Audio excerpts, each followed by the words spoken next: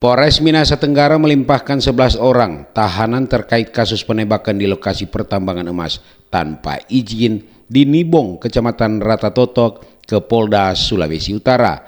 Hal ini dibenarkan Kapolres Minahasa Tenggara melalui Kasat Serse AKP Lutfi. Dikatakan ada 13 orang yang sudah ditetapkan sebagai tersangka, namun untuk pemindahan tahanan ke Polda Sulut hanya 11 orang dan 2 orang lainnya masih ditahan di rutan Polres Minahasa Tenggara. Membenarkan bahwasanya untuk tahanan terkait kejadian di Ratatotok terkait kejadian pembunuhan ataupun penembakan yang terjadi silam, kami telah mengamankan 10 tersangka dan ditambah lagi ada 3 tersangka. Jadi total ada 13. Update terbaru 3 yang sudah kami amankan, 2 menyerahkan diri dan 1 sudah kami lakukan tindakan tegas karena tidak kooperatif.